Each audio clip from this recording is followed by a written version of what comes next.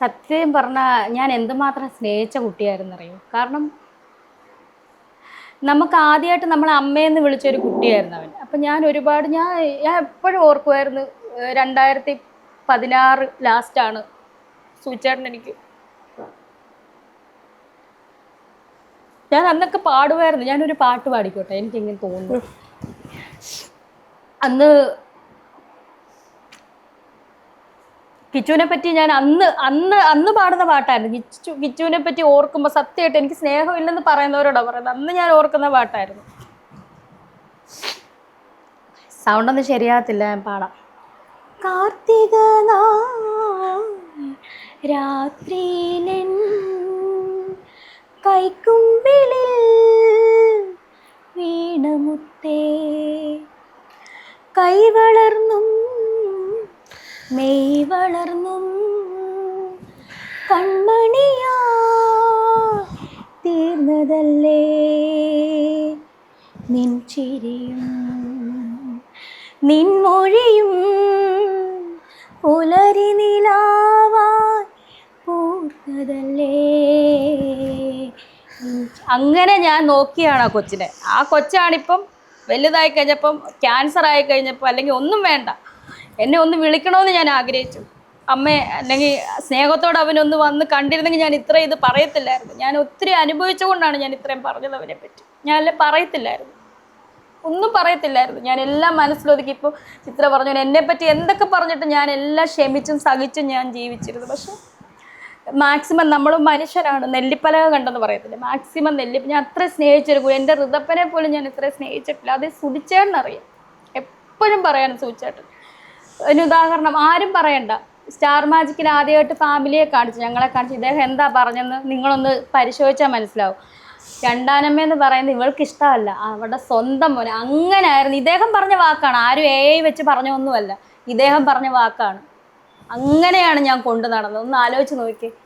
അത് അവനും അറിയായിരുന്നു. എന്നിട്ടാണ് അവനിപ്പോൾ എല്ലാവരുമായിട്ട് ചേർന്ന് പൈസ അയക്കോ എന്തോ ആകട്ടെ, എന്തിനുമാണെന്നറിയത്തില്ല, എല്ലാവരും അമ്മേനെ നെഗറ്റീവ് പറഞ്ഞ് പൈസ ഉണ്ടാക്കുന്ന, റീച്ച് ഉണ്ടാക്കുന്ന, നമുക്കൊന്നും ചെയ്യാം എന്നായിരിക്കും ഓർത്തത്. ചിലപ്പോൾ ബിഗ് ബോസിൽ കയറാനായിട്ടുള്ള ഒരു പടിയായിട്ടായിരിക്കും. കേറട്ടെ, സന്തോഷം, കേറട്ടെ, കയറി വിന്നാകട്ടെ, സന്തോഷം. നമ്മളെന്തായാലും അതിനകത്തൊന്നും കാണാനും പോകുന്നില്ല. കാരണം എനിക്കിവിടെ വയ്യാതെ കിടക്കും, TV ഓണാക്കുന്നില്ല, നമ്മളവിടെ കിടപ്പായിരിക്കും. സന്തോഷമേ ഉള്ളൂ. പക്ഷെ മനസ്സുകൊണ്ട് എന്നും പ്രാർത്ഥന ഉണ്ടായിരിക്കും. കിച്ചു ഇത് കേൾക്കുന്നുണ്ടെങ്കിലോ, കിച്ചു ഇപ്പം ഇത് കാണുന്നുണ്ടെങ്കിൽ കാണട്ടെ. ഞാൻ അതുപോലെ സ്നേഹിച്ച, അത് അവനറിയാം എങ്ങനെയാണ് ഞാൻ അവനെ കണ്ടെന്ന്. അത് എനിക്കും അവനും അറിയാവുന്ന കാര്യമാണ്. ഞാൻ ചോദിക്കട്ടെ, ഇപ്പൊ കിച്ചുവിന്റെ യഥാർത്ഥ പ്രശ്നം സബ്സ്ക്രിപ്ഷൻ ആണെങ്കിലോ? ഒരിക്കലുമല്ല. കാരണം കിച്ചു തന്നെ, ഞാൻ എൻ്റെ ജീവിതത്തിൽ എന്ത് തുടങ്ങിയാലും ഞാൻ അവനെ അറിയിക്കാതെ ചെയ്തിട്ടില്ല. സുധിച്ചേട്ടൻ്റെ മരണശേഷമാണ് ഞാൻ പറയുന്നത്. എനിക്ക് എൻ്റെ ലൈഫിലുണ്ടായാലും ഒരു വിഷമം വന്നാലും, ഒരു നെഗറ്റീവ് ആരെങ്കിലും മെസ്സേജ് അയച്ചാലും, സുധിച്ചേട്ടൻ മരിച്ച സമയത്ത് കിച്ചുദേ ഇത് കണ്ടോ, അവനാണ് അതിന് തിരിച്ചു പറയുന്നത്, എൻ്റെ അമ്മേനെ ഇനി വിളിക്കരുത്, അങ്ങനെയുള്ള കാര്യങ്ങൾ പോലും ഞാൻ അവനോട് പറയായിരുന്നു, പങ്കുവെക്കുമായിരുന്നു ഞങ്ങൾ. അതിനുശേഷം സബ്സ്ക്രിപ്ഷൻ തുടങ്ങിയെന്ന് പറഞ്ഞ അന്ന് തന്നെ ഞാൻ കിച്ചുവിനെ വിളിച്ചിട്ട് കിട്ടുന്നില്ല, മെസ്സേജ് അയച്ചു, വിളിച്ചിട്ട് കിട്ടത്തില്ല, ചില സമയം അവനെ എടുക്കത്തില്ല. ഞാൻ മെസ്സേജ് അയച്ചു, അതിൻ്റെ തെളിവ് ഞാൻ കാണിച്ചായിരുന്നല്ലോ. മെസ്സേജ് അയച്ചു, കിച്ചു ഞാൻ ഗുഡ്, അല്ലെങ്കിൽ അവൻ അന്ന് അമ്മേ വേണ്ട, ഞാൻ ചെയ്യത്തില്ലായിരുന്നു. കിച്ചൂർ അമ്മ ഇത് വേണ്ട, ശരിയാ. ഇതെല്ലാം കഴിഞ്ഞ് പൈസയും മേടിച്ചു കഴിഞ്ഞ് ഈ പൈസ ഫസ്റ്റ് അയച്ചു കൊടുത്തപ്പോ, ഇപ്പൊ സബ്സ്ക്രിപ്ഷനിൽ നിന്ന് കിട്ടിയ ആ ഫസ്റ്റ് എമൗണ്ട് അയച്ചു കൊടുത്തപ്പോ എങ്ങനെയല്ല മോനെ അയച്ചു കൊടുക്കുന്നത്. അവൻ ചോദിക്കുന്ന സമയങ്ങളിൽ ഞാൻ ഓരോന്ന് എന്റെ അക്കൗണ്ടിൽ വരുന്ന കാശ് അനുസരിച്ച് ഞാൻ അയച്ചു കൊടുക്കുന്നു. അപ്പൊ അത് കഴിഞ്ഞ് കഴിഞ്ഞിട്ട് ഇതിനകത്ത് നിന്ന് കിട്ടിയ ഒരു എമൗണ്ട് ആണെന്ന് ബോധം ഉണ്ടാവുമല്ലോ കുട്ടിക്ക്. പിന്നെ ഉണ്ട്. അപ്പൊ പിന്നെ അന്നേരം എന്താ ഇത് വേണ്ടമ്മ, ഇത് ഇതിനകത്ത് കൂടി കിട്ടിയതല്ലേ എന്ന് പറയാത്തത്? അതാണ് ഞാൻ പറഞ്ഞത്. ഇതെല്ലാം കഴിഞ്ഞിട്ട് അമ്മേനെ എന്താണ് കാണാൻ വരാത്തെന്ന് ജനങ്ങൾ ചോദിക്കുമ്പോ ഒരു ന്യായം പറയാൻ വേണ്ടിയിട്ട് ഒരു മെസ്സേജ് എനിക്ക് അയച്ചു. അമ്മയെ ഋതപ്പം കാണുന്നതല്ലേ. അപ്പൊ ഞാൻ ഇത്രയും ആ മെസ്സേജ് അവൻ കാണിച്ചായിരുന്നല്ലോ, സ്ക്രീൻഷോട്ട്. ഞാനിപ്പോ തിരിച്ചയച്ചു. എടാ, അതിന് ഞാൻ എന്ത് തെറ്റ് ചെയ്യുന്നില്ലല്ലോ. എത്രയോ പേര് കുടുംബത്തിൽ ഓരോ ഇപ്പം ബിക്കിനി ഇട്ട് അഭിനയിക്കുന്ന സ്ത്രീകൾ, ഞാൻ അവരെ കുറ്റപ്പെടുത്തത്തില്ല. പണ്ടേ ഞാൻ പറഞ്ഞില്ല, അത് അവരുടെ ഇഷ്ടമാണ്. അമ്മ അങ്ങനൊന്നും കാണിക്കുന്നില്ലല്ലോ, ഞാൻ അതൊന്നും ചെയ്യുന്നില്ലല്ലോ. പിന്നെ എന്താണ് നിന്റെ പ്രശ്നം? എനിക്ക് ഈ മാസം ഈ പൈസ എനിക്ക് കിട്ടുന്നുണ്ടായിരുന്നു, അതുകൊണ്ട് എന്താ ഇത്രയും തെറിയിട്ട് കിട്ടുകൊണ്ട് എനിക്ക് ഈ ഇഞ്ചക്ഷൻ എടുക്കാൻ ആയില്ലേ, പൈസ ആയില്ലേ എനിക്ക്?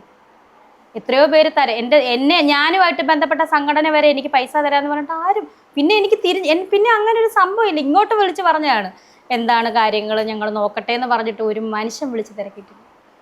ഇപ്പൊ ഒരു അമ്മയുടെ സ്നേഹം ഇല്ലാണ്ട് ഒരു കുട്ടി വളരുമ്പോ ഒരു ആൺകുട്ടി വളരുമ്പോ അവര് വഴിതെറ്റി പോവാനായിട്ടുള്ള ഒരു സാഹചര്യം അവിടെ ഉണ്ട്. അപ്പോഴും ഞാനൊരു കാര്യം പറയട്ടെ, കഴിഞ്ഞ ദിവസവും കൂടെ ഒരു വീഡിയോ വന്നല്ലോ, സുധിച്ചേട്ടൻ എൻ്റെ ഭർത്താവിൻ്റെ അമ്മയായിട്ട് ഇരുന്നിട്ട്, ഞാനല്ലേ മോനെ കുഞ്ഞിനെ തൊട്ടേ നോക്കിയത്, അമ്മ അല്ലെങ്കിൽ അച്ചമ്മ നോക്കി കുട്ടിയല്ലേ അത്? അല്ലേ, എനിക്ക് 11 വയസ്സ് തൊട്ടല്ലേ കിട്ടിയത്. ഞാൻ നന്നായിട്ട് നോക്കിയില്ല. 11 വയസ്സ് തൊട്ട് 18 വയസ്സ് വരെ എൻ്റെ കൂടെ ഉണ്ടായിരുന്നല്ലോ, ആരുമില്ലായിരുന്നല്ലോ. അപ്പൊ അവര് പറഞ്ഞത് കുഞ്ഞിനെ വിട്ട് അവരല്ലേ വളർത്തിയത്, എന്തുകൊണ്ടപ്പം എന്നെ വഴിതെറ്റിപ്പോയി ചോദ്യമാണ്. ഞാൻ ചോദിക്കുന്നു, എന്തുകൊണ്ട് വഴിതെറ്റിപ്പോയി? എൻ്റെ അച്ഛമ്മ വളർത്തിയതാ. ആ മോനെ ആരാ വളർത്തിയത്? ഞാനൊരു വീഡിയോ കണ്ടായിരുന്നു. അച്ഛമ്മ വളർത്തിയ കുട്ടി എങ്ങനെ അമ്മയെക്കാളും വളരെ ഇതോടെ വളർത്തുന്നതാണ് അച്ഛമ്മ. അവർക്ക് ഒരുപാട് അറിവുള്ളതാണ്. വളർത്തിയ കുട്ടിയല്ലേ, വല്യച്ഛനും വല്യമ്മയും വളർത്തിയ കുട്ടിയല്ലേ, എന്താണ് വഴിതെറ്റിപ്പോയത്?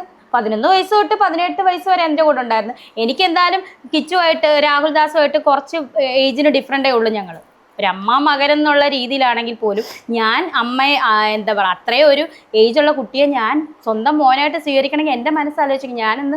എനിക്കെന്ത് കുട്ടികളൊന്നും ഇല്ല. പിന്നെയാണ് കിച്ചു. പിന്നെ ഋതുൽ ഇന്ന് ഇവിടെ ജനിച്ചതെങ്കിൽ അത് കിച്ചുവിൻ്റെ ആവശ്യപ്രകാരമായിരുന്നു. ഞാൻ അങ്ങനെ പറയുന്നതുകൊണ്ടൊന്നും ആർക്കും ബുദ്ധിമുട്ടൊന്നും തോന്നരുത്.